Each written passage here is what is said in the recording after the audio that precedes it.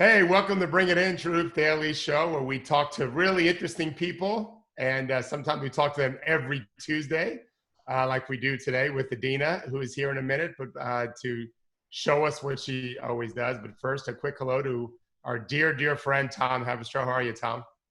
I'm doing well, Coach. It's good to see you and Adena, both of my former teammates. It's great to see you guys. Yes, Henry, we're hoping will join us shortly. He's just really bad at riding bicycles, and I'm sure he'll tell us more about it later. But for now, Adena, it's your show. Thanks. Like Tom, like you said, good to see you again. Always remember Tom keeping it real at Bleacher, so I know you'll do the same today. I'm the special correspondent, if you haven't heard, Tom. This is I've got many promotions in my life, and this is what I do. Yeah, so I'm going to share my screen. And when we started, it was mostly going over the crazy things that NBA players were doing during lockdown. But the world has changed, things have changed, and they're still doing crazy things, but a lot of them, they have a different tone to them. So the first one, my fellow USC Trojan, Nick Young, he wonders, can he get unemployment? That is a landline. I'm going to mute. Okay. Wow, you have a landline. Okay, great. I'm at my in-laws' house, so apologies. In-law disclaimer, my bad. All good. Nick Young wants to know, can he get unemployment? And I'm actually like, can they? Do you know anybody? I mean, was he even under contract, Tom? I don't remember. No, he wasn't. But like, when you're not under contract, right? So technically,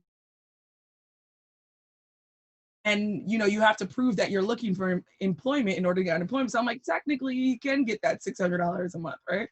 I mean, a week. Yeah, probably could. Yeah. Not that I'm sure he doesn't need it. The bigger question is he should have someone other than Twitter to answer that question for him. Twitter is where I go for everything. I literally just shout in the ether, like, I need an accountant. I'm like, anybody know an accountant? Yes. But I also don't have Nick Young money, so you're absolutely right. Next up is our boy Enos Cantor. So Enos Cantor said, today is a very special day.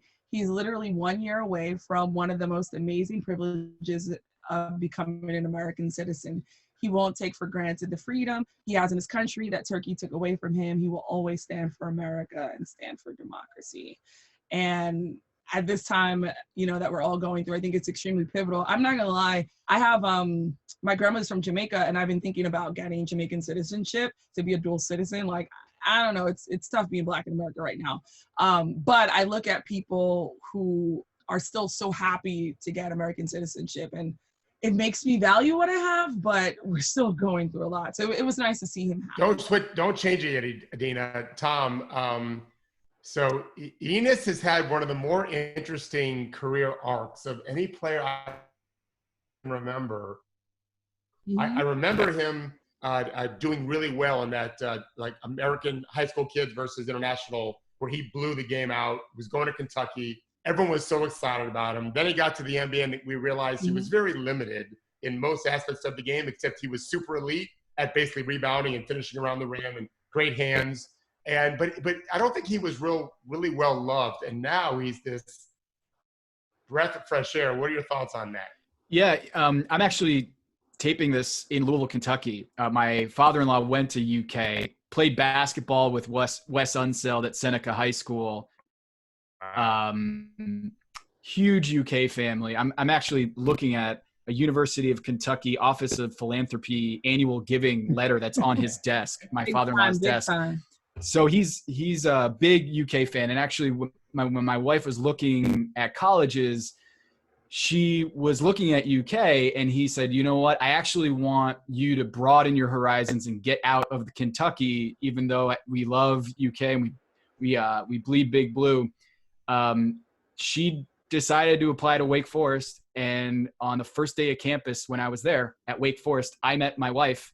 And so I have to thank my father-in-law for banning her from going to UK and following the family bloodline at UK. So she's a huge UK fan. And I remember when Enos Cantor was being recruited by UK, and it was a huge deal. That I think it was Calipari who recruited him, and it was a big get. And then he never even played for them. And so he went straight to the league and was at Utah. If you say that name, Enes Kanter at Utah, it is heresy. Like, you do not want to say Enes Kanter's name in Utah, because he was hated for I think just being a prima donna in their eyes and just being an outspoken NBA player in many respects. And then he's been a journeyman around the league and is really good at that rebounding effort, high effort around the rim. And in today's NBA, that's super valuable, because not a lot of teams really get busy on the boards. And so Enes Kanter on the Celtics in Portland last year, you saw him fill in for Yusuf Nurkic. Right. He is a really valuable player. Yeah, just an interesting guy. Okay, Adena, back to you, sweetie. No, I was gonna say, you were absolutely right when you said, he's become this like lovable figure in the league. And do you think it's with him speaking out, and being so vocal against Turkey that made him lovable just most recently? Because that's the next clip I have up here also. And being persecuted, like he could be killed. Like he is in danger, and yet has the courage to speak out. Like, Adena, these are real issues that plenty of Americans face, and he's one of them. And he doesn't look the same as a lot of other ones that are being persecuted, not being Americans part of it. In fact, I think, Adena, is he wearing a mask in that picture? Yeah. No, I think he had his tie in his profile picture. Yeah. He is. Yeah, in his profile. I just love that. Yeah. We could use more of that. Yeah, I'm sure it's photoshopped on, but and so like we were talking about his persecution in Turkey, and so the next one he says this is getting out of control. The Turkish government now launches criminal investigation for people who is sharing my interviews and retweeting my tweets and articles. These fascists are ruining a beautiful country. Keep being scared. And basically this article, it launches into, there was someone in his own country of Turkey who shared a CNN interview that he did. They shared it on their Facebook page. And now the government is persecuting them basically because it makes it look like he's siding or agreeing with Enes. And of course, I always preface this that we are viewing just Enes's side of this, but I, completely side with him and what's happening to him. I've been there 4 times. I ran camps there. I've coached a lot of great players there. I have many, many dear friends there. Some of them actually have moved to America, and they won't let me go back. Wow. When I was there, I told them I was Jewish. They could not have been more loving to me. They drove me everywhere. My wife has met some of my friends from there, and they've literally said, "You can't come back, coach." Wow, that's insane. They'd be worried for me. Him being vocal, like love every minute of it while about to become American citizen. So I'm gonna probably mark this day on my calendar for a year from now and see what he has to say. So on a bit of a lighter note, but Dame definitely brings it. So Dame, what he's up to in quarantine is he dropped another LP song. It's not really a whole. He dropped a whole album, and it's called Goat Spirit, and one of the title songs on it is called Blacklist. And also, this is the cover of it, and he's giving us like a little bit of Tupac around here. Then we've got the Mamba in the background giving us some Kobe. People were saying there's some MJ tributes in here, but I can't really find it. I'm gonna look for rings. Yeah, well, I was like, I don't see it. Then I was like, maybe they meant Michael Jackson. I was like, does it say Bad in the background? I don't know, but I'm sure it was MJ. I'm gonna keep looking, or maybe it's just Goat. Maybe that's why. It's a great name, Goat Spirit. Really great. Yeah. So he's been super busy. He did this article in GQ with Michael Pena. Quote that came out of it: "I make millions of dollars. I'm a professional athlete, and when I see a cop behind me, my concern is never the ticket." And I say this every time I'm on here, like, these black men are millionaires, but to some they're just troublesome stereotypes and troublesome black men, and they'll forever tell you this is how they feel. He did this article in GQ, and then he also did another interview in Vanity Fair. I was like, Dame is busy. I've got 2 lyrics from Dame's Blacklist album the Goat Spirit album he came out with. Blacklist is one of the title tracks. And this lyric is, 1950, how we divided, and I ain't even tripping on how the season decided. Racism pandemic is years ahead of the COVID-19 virus. So with that said, I don't think I've seen Dame really, unless I'm wrong, like talk about the season right now and like what's happening. But what are you guys interpreting from what he feels about starting the season or not in this quote? Right, Tom.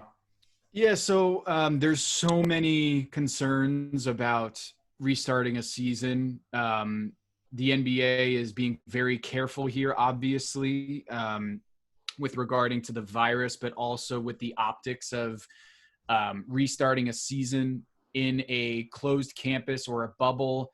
I've heard people in the league describe it as optically, it looks like a hostage situation where you're going to have security around hotels, making sure that players are not leaving and coming back in of the bubble.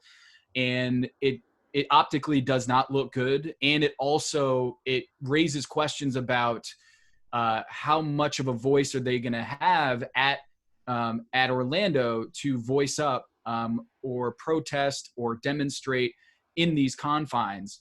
And you might say, hey, they're going to have press conferences every day. Or, hey, you're going to be able to, make demonstrations on the court before the game. But I was talking to Lloyd Pierce, the coach of the Atlanta Hawks, last week on my Habershow podcast. Go listen. Lloyd Pierce said one of the benefits, like a silver lining of coronavirus, is that everything has stopped. And so the Black Lives Matter movement has the stage. And so when you introduce sports back, SportsCenter is now taking, from 45 minutes talking about potentially the ability to talk about Black Lives Matter and the player movement there. And it's now going to dedicate a bunch of that time with highlights or what happened in the games last night. And so I think it is a really tricky thing is, can players protest or shed light on issues while they're at this confine? Not necessarily that they can't demonstrate or have their voice heard.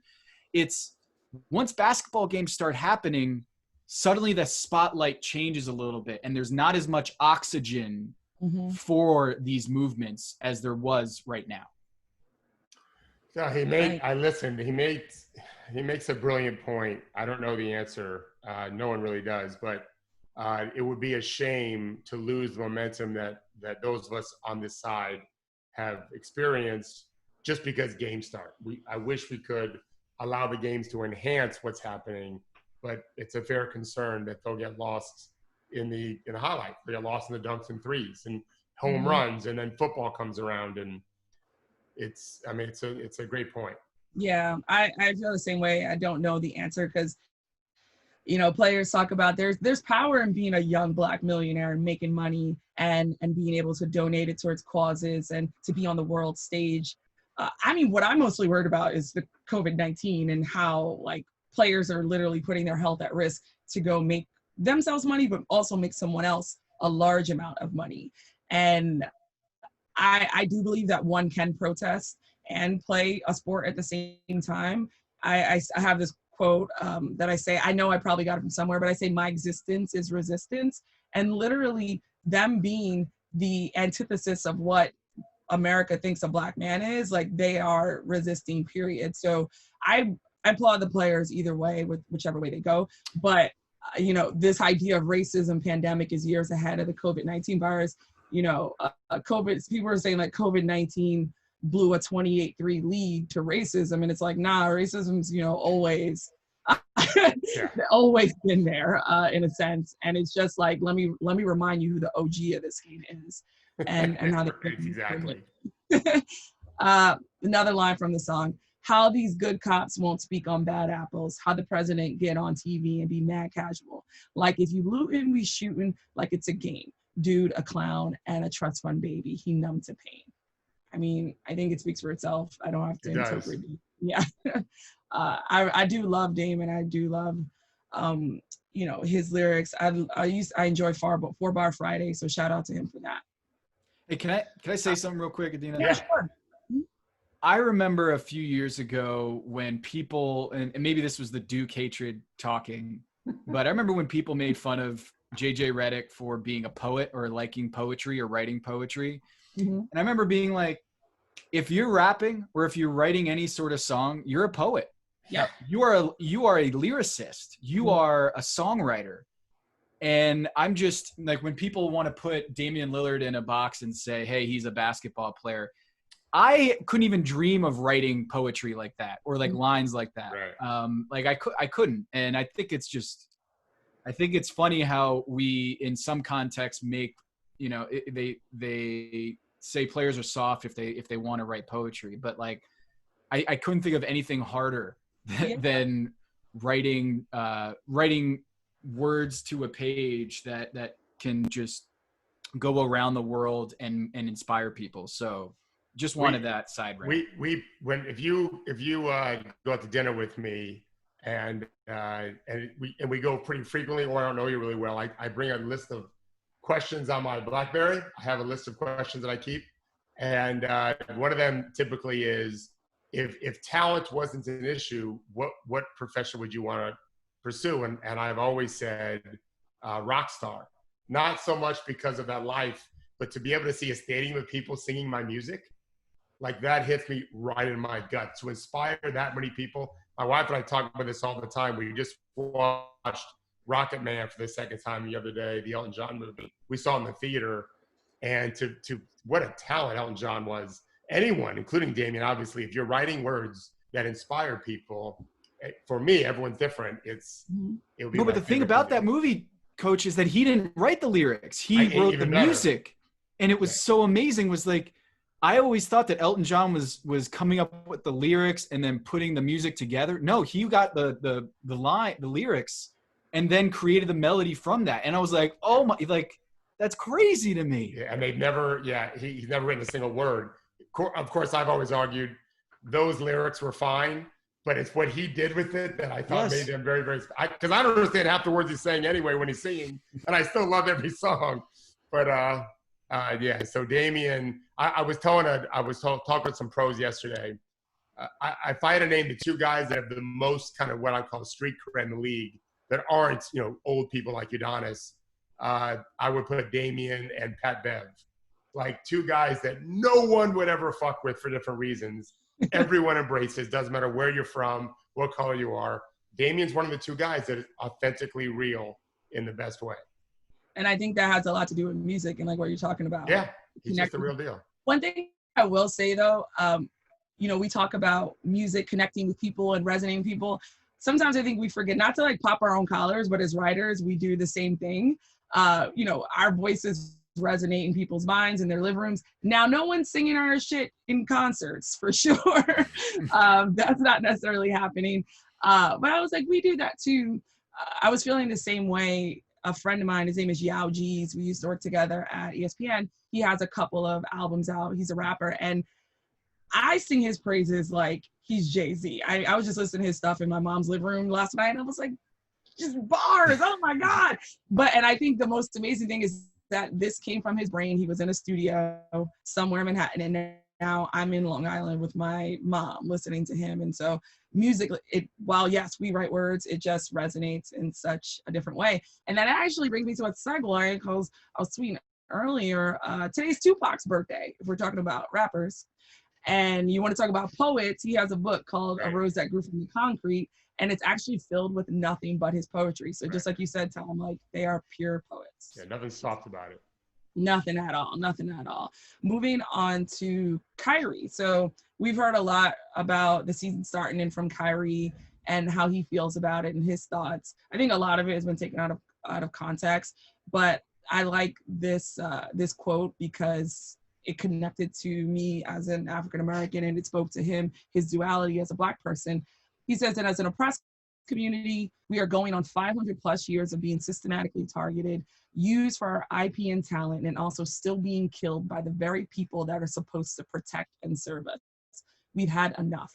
We are combating the issues that matter most. We will not accept the racial injustices that continue to be ignored in our communities. We will not be kept in the dark when it comes to our health and well-being. And we will not ignore the financial motivations / expectations that have prevented us historically from making sound decisions. Like a jam-packed statement. Just what do you guys think of it? So I would just say this. I spoke to some players about this yesterday. I don't love when anyone is suggesting not to play for a cause when they're already not playing. His comments have merit, in my opinion, but players have said to me, that dude's not even playing. Like those of us and as one player said to me yesterday, I don't have the money he has. Like this guy is this player I talked to you yesterday is very sensitive about all these issues, but also would like to make a living. Like it's a big deal for him. Go ahead, Tom. No, that's 100% correct. And I think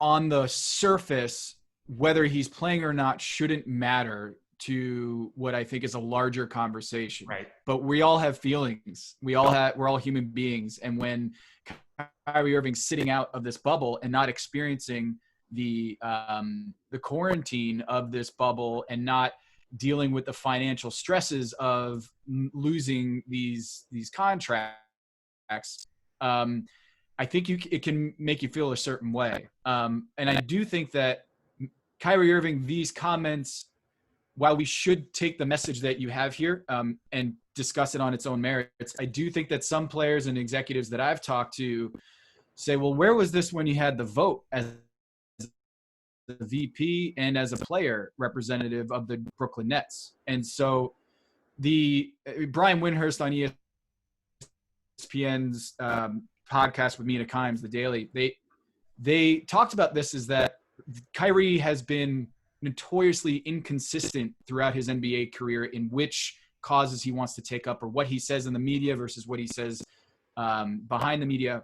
And I think this is one of those cases where Kyrie's message is so powerful, but unfortunately, I think his track record here with NBA players and executives and people who are stakeholders in this movement to get the NBA there, they have a little bit of an ounce of skepticism because of the fact that he did have two opportunities to vote a certain way against this movement. And now he's speaking up and saying, wait, we got to slow down and listen to the facts here before we want to go over to Orlando. He had the opportunity, and now it's okay to have an about face and be like, hey, I screwed up there, but it doesn't seem like it goes to credibility. As we just said, if Damian said exactly this, I think it would be received differently. This is a guy that just has that credibility, and credibility has to be earned. It has to be earned. It has to come. There has to be transparency. It has to be consistency. And you're allowed to change your mind, but you need to change your mind effectively in terms of how it's being received. It takes a person who's seen as having gravitas, someone who's mindful of things, and therefore they might change their mind because they grew. I've changed my mind over years on things because I've thought a lot about it. And I don't know that people necessarily believe that he has, but unfortunately, these are important points that should be taken at face value. Like, we have to consider these things. Yeah. I think, with Rez, I hear everything that you guys are saying and completely agree about someone's track record. When he called what he does IP and talent, like, that was the thing that I focused on. I mean, I think we see them as talented, but it is very much so IP that runs an entire company, and that, they try to maintain a monopoly on these players and their skills. And I think if, as a whole and collectively, when players view themselves as the IP and the special thing that drives this, there's so much that can be done, whether it is raising awareness for causes, whether it is protecting them. Like, the NBA might be the league that does it the best and protects their players, right? I don't necessarily know how the other leagues are going to do that, but by recognizing their IP and how special they are to the league, that's something that resonated with me. And Adena, you bring up a great point about the IP and talent. I think this is one of those issues that will come up here in the next few weeks. Is the players are absorbing the COVID risk right now. Yep. I don't think maybe Mark Cuban goes in there, but I can tell you that the majority of the other owners are not going to be in that bubble. The executives are not going to be in that bubble. It's going to be largely the players, and it's largely African Americans who are going to be absorbing the risk of infection here. And so when he talks about IP and talent, I think he also, you could point the connection to this bubble is that they're going to try to rerun this season while the white majority of owners and executives and front offices are going to be at their beach house, Yep. and the players are going to be in this bubble. And there is a disconnect. There's a dissonance there where I think players are going to say, hey, we're absorbing the risk here. We should be financially or at least some way compensated for that risk. But the owners and the executives might say, look, we're dropping a lot of money to make sure this system goes up. And so it's not just that you guys are absorbing risk. We're absorbing financial risk here too. So this is a super thorny and tricky issue that they're going to have to sort out. And it's not going to go away overnight. So let's hit on this. I feel like I can't even begin to do what Henry could do right now because he's way smarter than me. And he knows that I feel that way. But I know this is something, Tom, you just mentioned that's super, super important. That risk that you're talking about, they're putting their lives and career at risk for money they've negotiated for as part of the CBA. And the owners aren't taking the same risk, right, as you're talking about. So what can be done? What leverage? We know they have some leverage. How can they use that leverage to either A, change that risk-reward ratio that currently exists, which is just based on previous CBA agreement, and the BLM movement that we see going on now, right? The BLM story. How can they take advantage of that leverage and make a bigger impact? What are some things they could do right now? Right, these are things that should be thought about. I realize I don't mean to put you on the spot that way, Tom, but these are things. Hey, LeBron and Chris Paul and the amazing spokespeople the NBA has the opportunity to say, we're going to come back and play, but here's what we want. Or we're not playing at all. Like, they can do that. What could they ask for? Not just money. They can ask for money, but what else? One of the things that I've written about is that the league still has a rule in their rule book that prohibits players from making any sort of demonstrations during the national anthem. Mm-hmm. We're thinking on the same path. And I was hoping you'd go there. Mike Bass, who's the spokesman for the NBA, has written, I think, to our friend Mark Stein at New York Times saying, just as we've said over the years, we will work with the Players Association on that issue when it arrives. Why can't the league just get rid of it? What's so hard of just saying, all right, that rule is gone? It seems like it's arrived already. Like, it's here. What if we Ray Charles in the movie Ray, his first manager, who actually is a Turkish Jewish guy, was one, said, if you ask for pennies, you'll get pennies. If you want dollars, ask for dollars. So why can't, in place of every one of these games for the national anthem, instead of a game, a player speaks? A player is given that period of time. There's no anthem. We're going to select the player. How they do that can be discussed at another time. And they're going to have only that microphone on, and they're going to speak their piece to this larger cause. Every single game, all the way through the NBA Finals, someone has a chance to talk. And I think we're hitting on the issue here is giving players more autonomy, giving players more of a stage, removing some of the limitations that they can speak. I think it's one of those tricky things that the media is fighting right now, which is players are having their own platforms now. They don't need the media anymore, in the sense that, like, there are people in the media right now who are worried that we're never going to be in an NBA locker room again, that reporters are never going to be in the NBA locker room for a bunch of reasons. But now, because of COVID, they can wrap it around the idea of coronavirus and risk of infection. We don't want people in the locker room. But players have so much more, such a larger platform now than they used to, and a larger audience, that, like, LeBron James puts out a tweet, it is going to be leading CNN in 5 minutes. It's going to be leading Fox News in 5 minutes. And that ability to use their social media platforms is huge. But also, what also could be huge is an in-person demonstration on the court. We saw players, after Kobe Bryant passed away, they took a 8-second violation at half court as a tribute to Kobe Bryant. Those are some of the things that I think about, is what are ways that players can make a statement on the court, which I think just the imagery of the moment is so powerful. And I really do think about that and ways that the players can say, hey, look, Adam Silver, the rule book on certain issues, we want some lenience here, and we want to be able to speak our mind.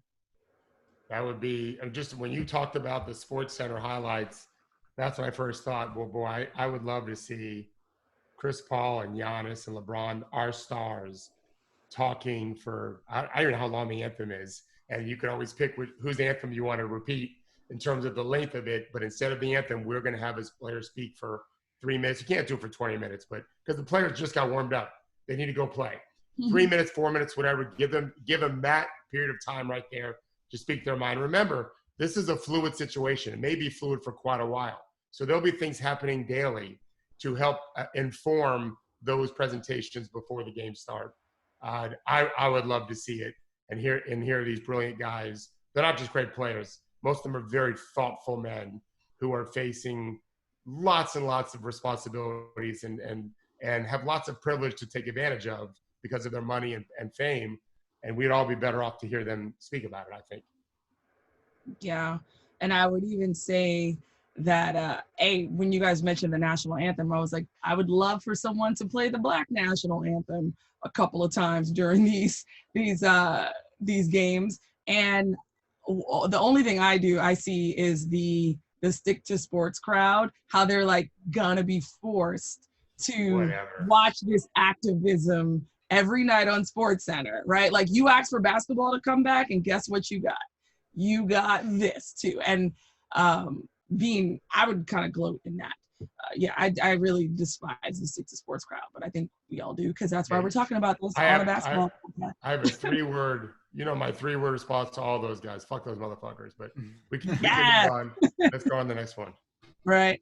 It's the next and last one. It's a somber note to end this on, but I think it was something that we all needed to see.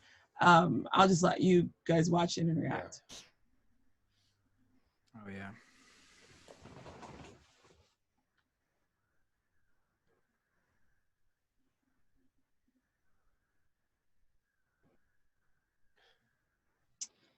So for those listening on the podcast, what we just watched, and I actually haven't gotten any details. I was searching for some, like, where this was taken, where the young man is. It's a young boy playing hoops in his driveway, like every one of us has ever.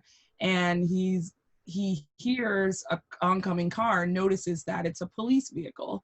So he then hides behind the car in his driveway so that the police vehicle can't see him. And once the police vehicle passes by, he continues shooting hoops. And I want to say, of course, but sadly enough, this is a young black boy, playing hoops in his driveway. So thoughts, what comes to mind when you guys see this? Yeah, that's sobering. I almost wonder if they don't park that SUV there on purpose.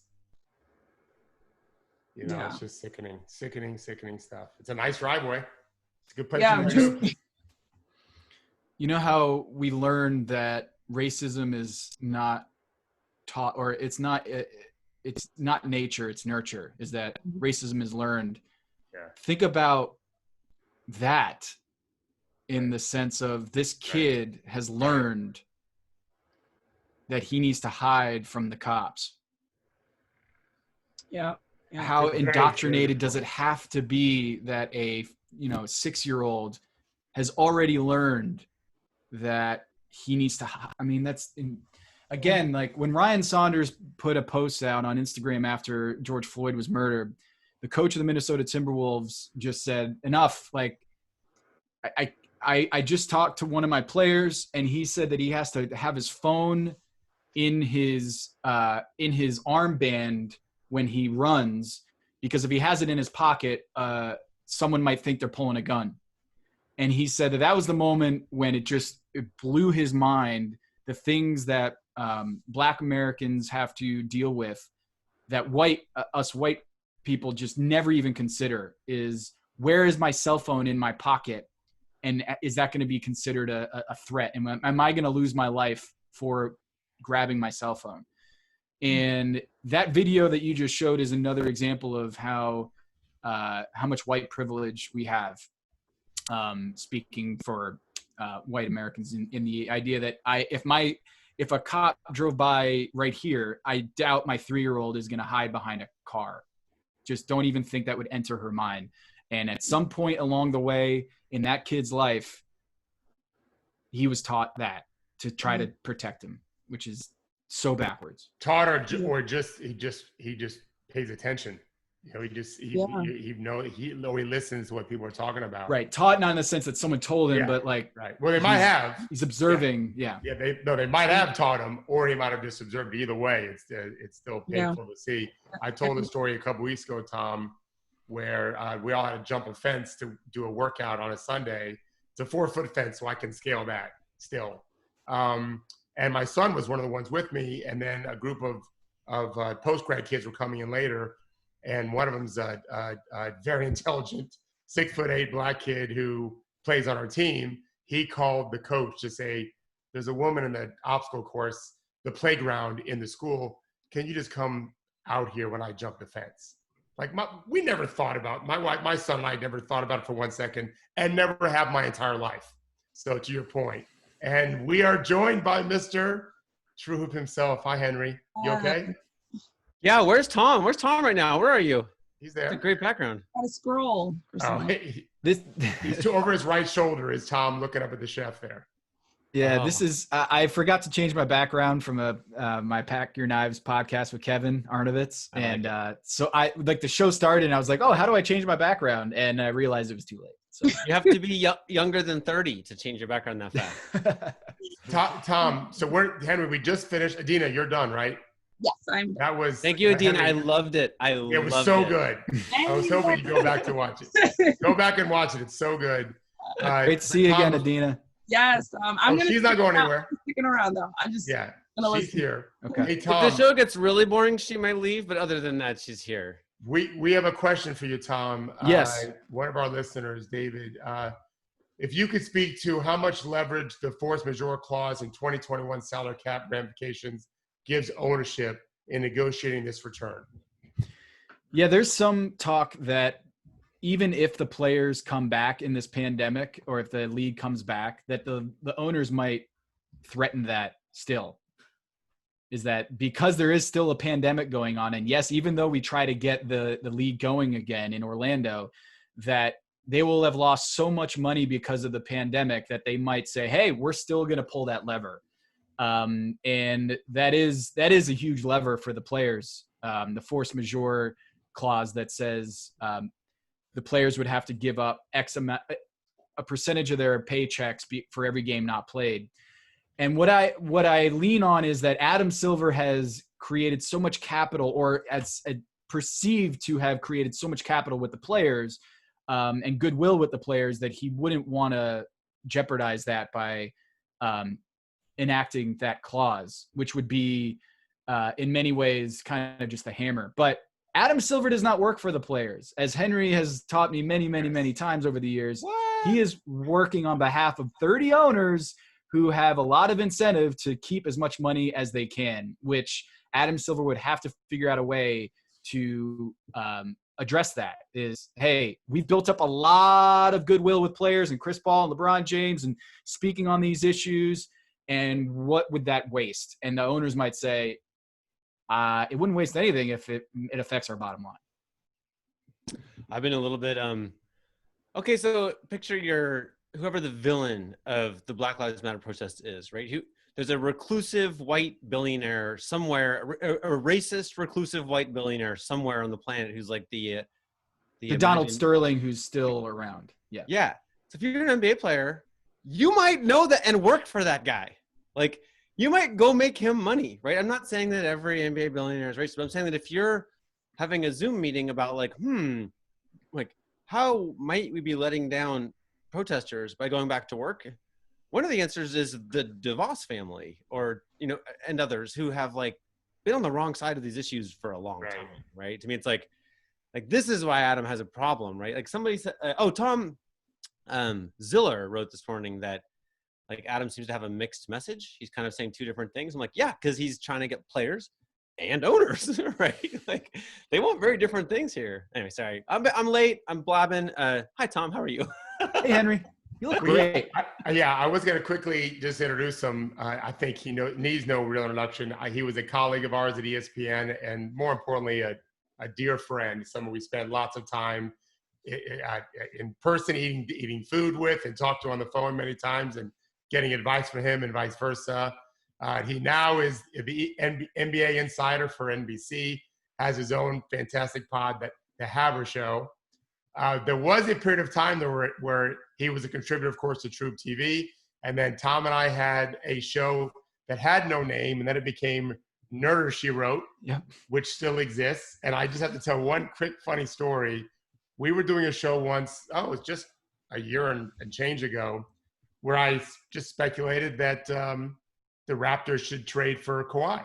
I thought they could get that deal done. So as soon as it happened, Tom texted me and very seriously said, David, did Masai give you this like a couple weeks ago? And my first thought was, God, Tom is such a lovely guy to think that Masai would give me that kind of information. And then I thought, he must think I'm an idiot for saying it on a podcast. Yeah. So of course I had no idea. But I'm glad to know the show still exists and that you're doing so great, of course, Tom, with what you're doing.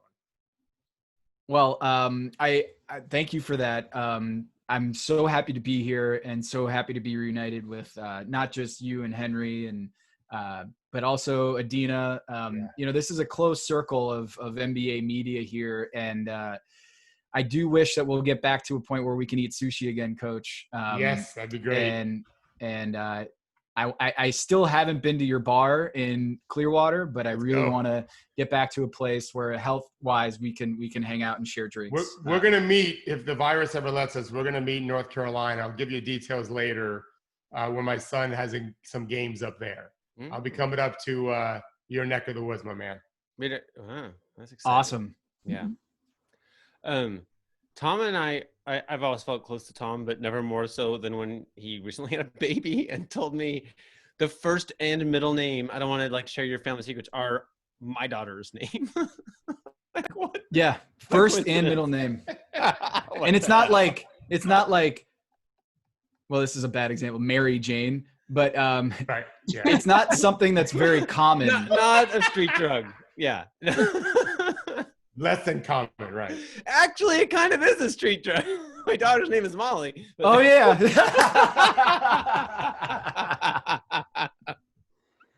I see what you guys did there.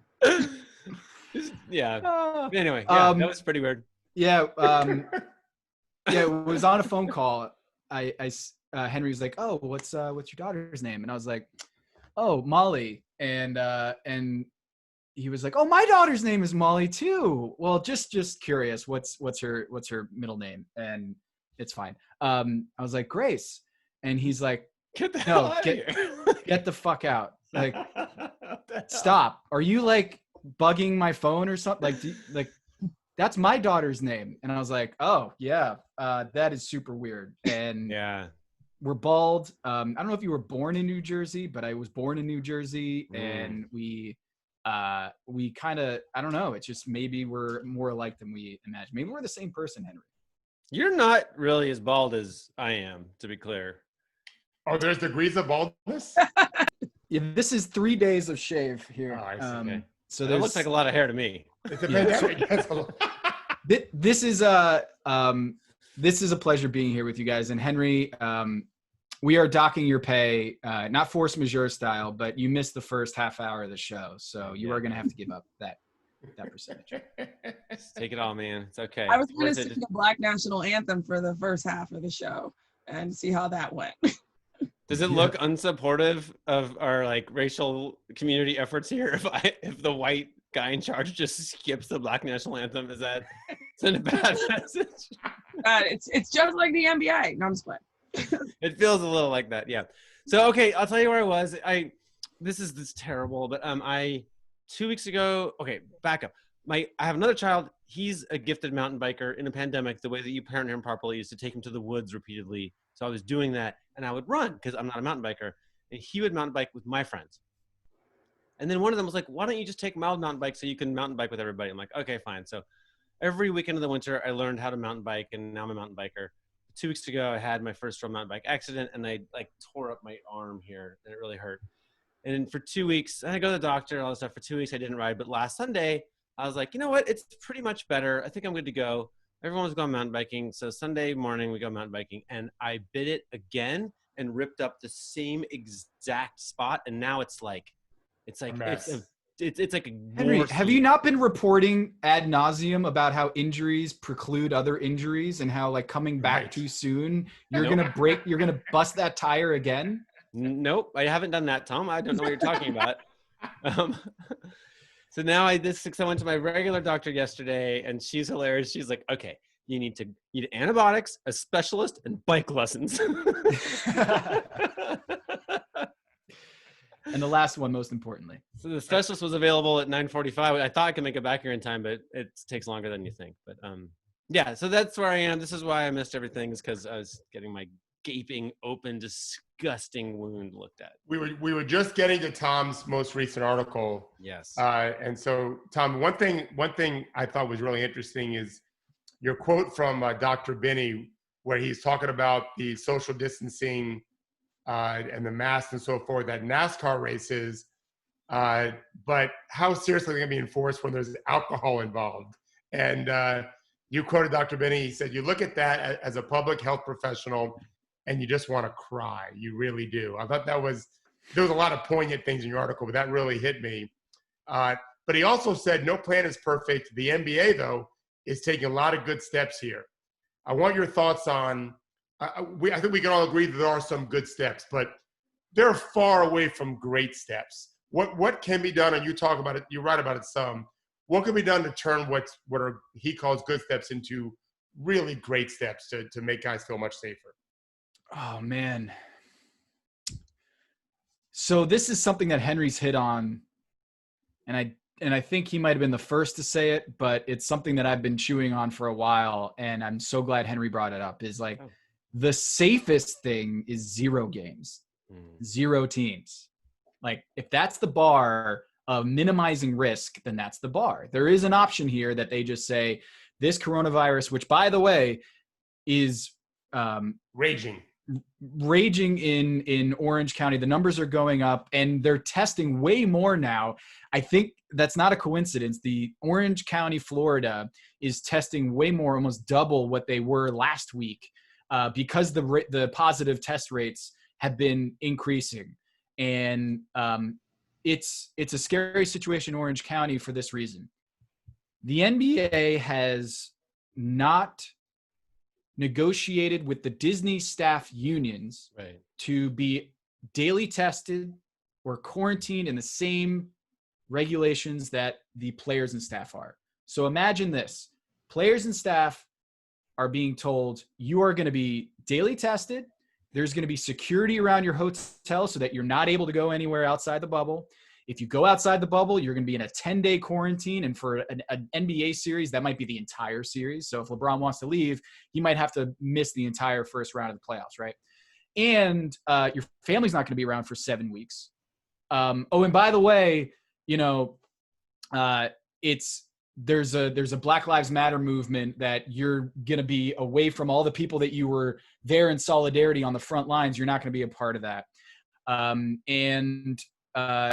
There's all that, but those Disney staffers over there that you see every day working the culinary spaces or the custodians or the golf course employees, they're free to go home as much as they want, in and out. And the testing is a temperature check for those staffers. So the Disney union negotiated, and I looked at the document, the Disney union negotiated with Walt Disney and said, here are the protocols. When you show up to work, you get a daily screening. They probably ask you a few questions. How you feeling? Are you sore or you're having coughs or whatever, but also they're going to do a temperature check. Okay. So the daily temperature check when they show up to work is as follows. They take your temperature, and if it's 100.3, you are free to go to work. Go. If you are 100.4, you have to have a cooling down period, and then they retake the test. Just laughing about that. A cooling down period, and then they retake the test. I don't understand the science of that. Like, if you're running around, is it possible that your temperature like rises? I don't know. So there's a cooling period. They retake it, and if you are 100.3, then you go into work. But if you're 100.4, then you go home. Okay. There is no daily test. There is no test for COVID. It is a temperature check and a symptom check. And that's scary for a lot of people on the player side and the executive side, the staff that are going to this. And it isn't so much what I've been hearing. It's not so much that they're worried about getting COVID. It's the double standard that they feel like is more prohibitive to them, is just the idea of we're going through what feels oftentimes like a hostage situation, and other people that we see are not under the same protocol, and it feels unfair, and it feels like, what are we even doing here? Well, and your point is, in Orange County, where most of Disney World sits, the positive tests are raging, and it's not just the number of positives, it's the infection rate, which is going up. The actual Disney Sports Complex sits in Osceola County. They're neighboring, they border, and I would argue most of the employees at many venues are from Osceola County, which is not raging as badly. But we're splitting hairs here. The point is, there is clearly a dichotomy there of we're watching all the professional athletes. Everyone else can do what they want when we know it's a virus that spreads through the air. And also, this is the moment we're gonna say, like, there's a really interesting newish podcast called Dear Adam Silver, where this artist, do you know, has anyone heard this? No. She's an artist, and she's interested in like where art and basketball overlap, and fascinating stuff. It started with a letter about like basically why would you ban kneeling during the anthem, like, and it goes from there. But she had a guest on, and his whole point was basically like, you should only open the league when you can open basketball. Like, we need our rims back in the parks. Like, you know, bring us with you. We all love basketball, right? And we're so far from that, right? So, you know, as far as what, like, Christy Oshmondon was on the show yesterday, and she has her experts saying that basketball is like one of the last sports you should play because you're breathing very heavily and very close contact, etc. So just as Tom's talking about, like, oh, if you're a Disney employee, you just need to have a temperature that's not super duper high. Then you're good to go. And if it is high, we'll try to get it low, right? All right, that's good for you, second-rate employee, right? That's the only message you can take from this. And Henry, what you're getting at is something that the epidemiologist that I spoke to for this story, they hit on, which is they aren't as like aghast at the idea of Disney employees being under softer protocols than the players, because of the fact that NBA players are going to be like hitting each other, breathing on each other, using a ball and spitting, and all of that stuff is going to be way more risky of transmission than Disney employees who are being asked to wear masks or have social distancing. And my daughter, Madeline, this is not Molly, decided to join us. Oh, hi. Hi, Madeline. Can you say hi? Hi. All right. Hi. So the mask itself is a good deterrent if the Disney employees are wearing masks. That's great. But the thing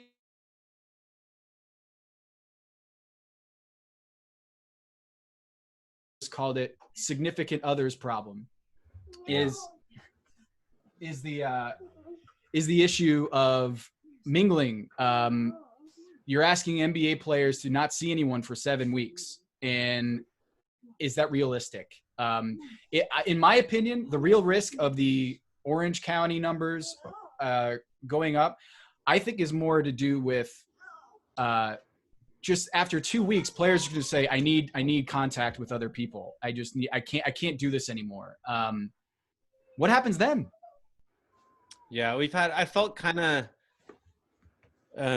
you know, we had a doctor on the show a while back who was basically like, oh, well, like, you know, STDs spread in the U.S. Navy because the sailors would go to port and then whatever happens, happens, right? Whereas the Russian Navy would bring like comfort women onto the boat. I'm like, this whole thing is just like beyond the pale, right? Like, it's like so kind of weird. And there's just kind of this racist thing that, like, you know, black men are sex addicts, right? And this kind of like, I didn't want to talk about it, but the fact is, like, this is my phone, and I keep getting phone calls from actual NBA people who are like, this is what they're worried about. Is like, they just like, this will be why the NBA bubble is not secure, right? Is because of this sex issue. And I, you know, Don't know how to talk about it, but it seems like. And think about it, like when you're in college, like I was trying to think of myself. I was like, man, the last time I was 7 weeks away from my family, I was like, college. I've been away from family for 7 weeks.